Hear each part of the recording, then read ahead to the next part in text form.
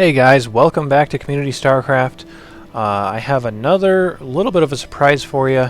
This is going to be a Protoss versus Protoss between PPTouch, and he's going to be the red Protoss.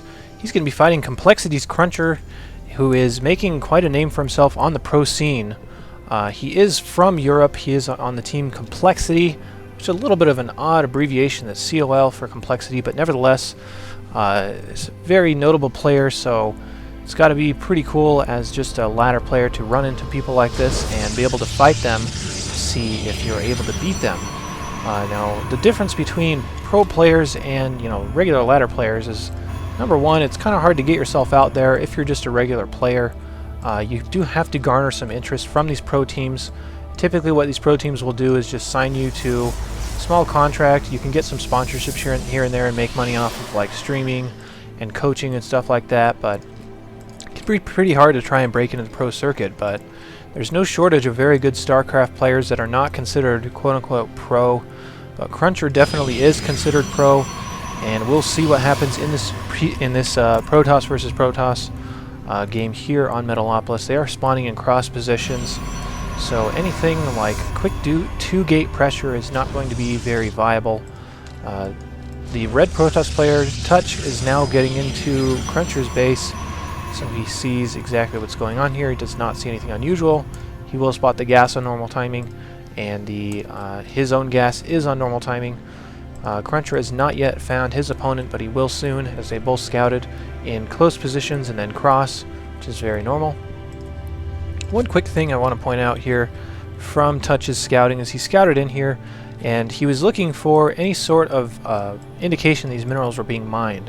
You can see idle minerals just look like they're sitting there, whereas mined minerals have like this little bit of like fog coming off of them when they're being mined. So it's a little cool trick you can do with your scouting, just so that you can see exactly where your opponent is without having to go so far into their base. Cruncher finally does get a scout in here. Normal stuff going on, and normal gateway and cybernetics core timings. It looks like Cruncher is just a couple of seconds ahead on his, about 10 seconds ahead.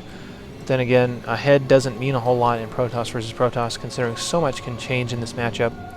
Warp Gate Tech is on the way for Cruncher, and will soon be on the way for Touch as soon as he can get this done. And it's starting now. Both of them running pretty much the same build at this point. Only difference is that Cruncher is now taking a second gas. For those of you that have seen Cruncher play regularly, you will know that Cruncher does favor a lot of Stargate play, but Stargate play in Protoss vs. Protoss is not all that, I guess, typical or viable, only because it loses to the most standard PvP build, which is the 4-gate.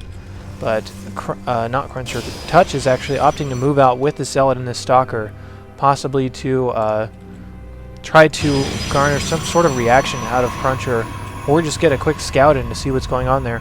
Both of them going up to 3 gateways. As we can see, both of them are warping them in at the same time, so essentially identical builds at this point. Cruncher is going to see this coming, get a couple of shots off on the Stalker. He does have 2 Stalkers versus 1 Zealot, 1 Stalker. These 2 Stalkers will win in a micro battle. And the thing that's really bad about bringing a Zealot down like this is that this Zealot is just destined to die. Any damage he gets off is a bonus. But there's a little bit of a micro battle going on here. The Stalker is likely going to fall, and there's a second Stalker here rallying here for Touch, so the pressure is definitely on. Cruncher is not making anything out of this gateway. Instead, rather waiting for his warp gate to finish before he starts bringing units out in order to fight this. Here come a few probes in order to try to run this off, and the probes are rather scary for Stalkers, considering Stalkers don't do a lot of damage to them. Both of them are now going up to 4 gateways. So you can see Cruncher's force is on the way, as well as Touch's is on the way, almost at the exact same time. So it's going to be a 4-gate battle versus 4-gate battle, but both of them may have just been prompted to go into this. Cruncher cancels the gateway, instead goes into a Twilight Council. So Touch is going to be a little bit thrown off by that transition in most likelihood, whereas Touch's gateway is very likely going to finish based upon what's going on right now. Cruncher is showing a little bit more of aggressive posture now that he has pushed off Touch's advancement. Cruncher is going to set up a proxy pylon. I'm pretty sure what this is probes for, and he's going to be putting on a little bit of pressure. Might likely try to chrono out Blink as fast as he can in order to get up the ramp and fight Touch as quickly as possible. He does not want to get the Stalker trapped, which he does, and the Stalker's going to go down for free, so that's really bad from Cruncher to lose that Stalker like that. Very unfortunate. Here comes Blink, and he is very likely going to be chrono boosting that. As we can see, it's spinning around like that. Probe is going to check the watchtower, see if any weird shenanigans are going on. This is a situation where it's a little bit risky if you leave your base in Protoss versus Protoss, because the opponent could wait for a warp cycle via some sort of scouting, which is why Cruncher took this watchtower. If he saw a warp cycle come in from Cruncher, then Touch could have a proxy pylon like down over here, which has not been scouted, and warp in a few guys and get on his mineral line and really cause some damage. Both of them are now getting their robotics up. Nothing really coming out of the robotics yet for Touch, and Cruncher is going to go ahead and back off, fearing that he does not like that engagement, but there is a probe pulled, which is going to get picked off by the Stalker.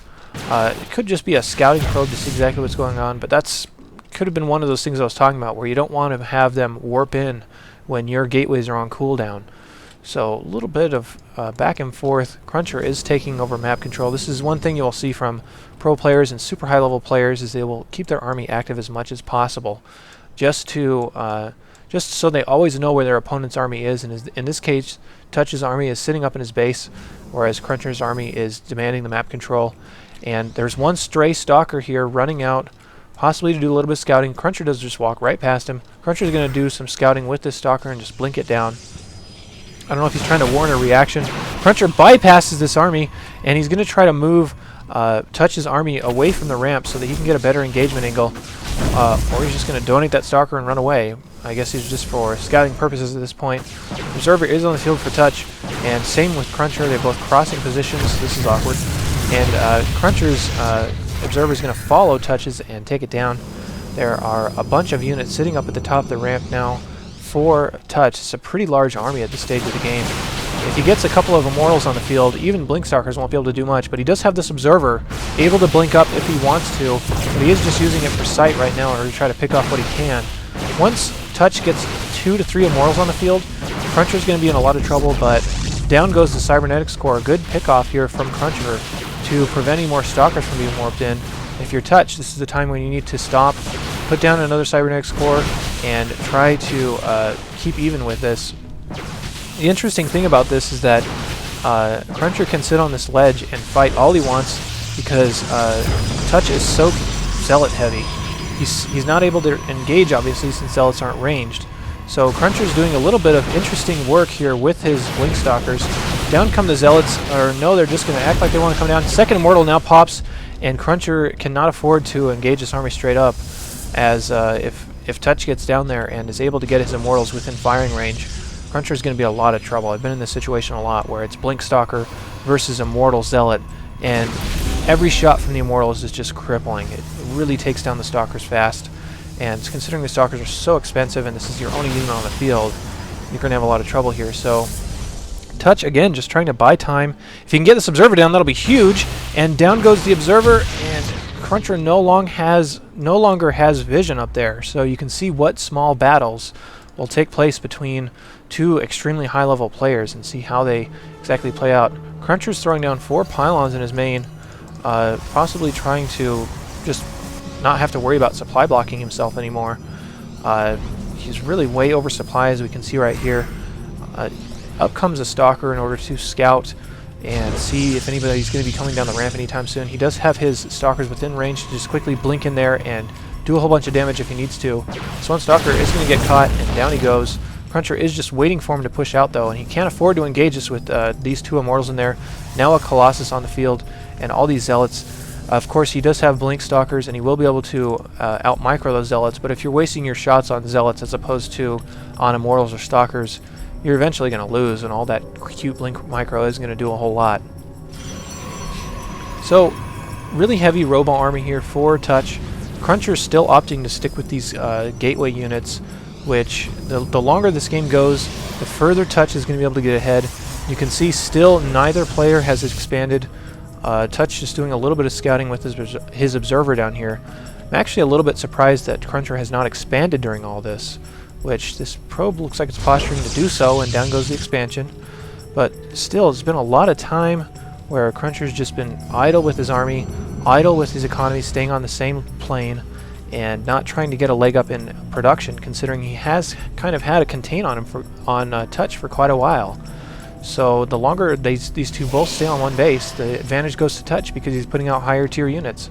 Third Colossus is going to be on the way, and as soon as these Colossi decide to march down there, this is going to be a disaster for Cruncher. Cruncher's thinking that he wants to continue this contain and expand behind it. As you can see, these sentries here. Normally this would be great for Cruncher, considering you can just sit your army down here and drop a force field right at the bottom of the ramp to split up their army, but surprise, Colossi will crush those force fields, walk in there and melt your face off, so you do not want to do that. And this contain is really just, it's about to expire. I mean, it's just a matter of time for when Touch feels confident he can push down there and put an end to all this nonsense. A little bit of weird zealot positioning there in order to try to, I guess, get him in a good line or something. I'm not really sure what these zealots are doing, other than just kind of dancing around. More reinforcements here from Cruncher, both of them just kind of posturing.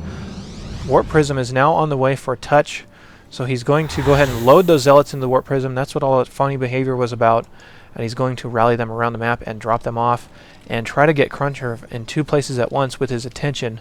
So one tactic he may use is just dropping these zealots off, causing Cruncher to look back at his base and run his probes away, and then at the exact same time running his forces down and trying to kill as many of these stalkers and zealots as is possible.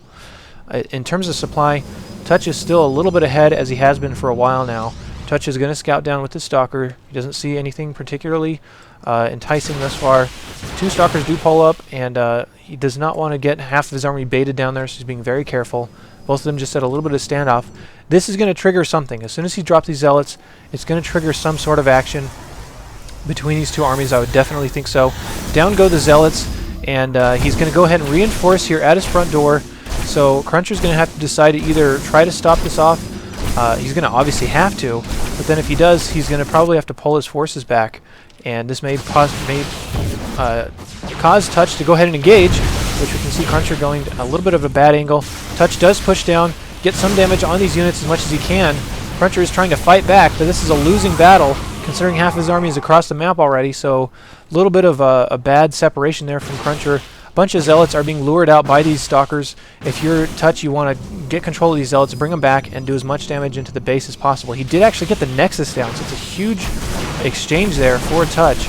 Touch, in all likelihood, could just follow Cruncher across the map with this army and engage him, because this army of Touches is really going to beat up on Crunchers, considering the number of Colossi and Immortals and Zealots in this mixture. I mean, these Zealots will buy so much time for your higher tier units to deal damage to these Stalkers.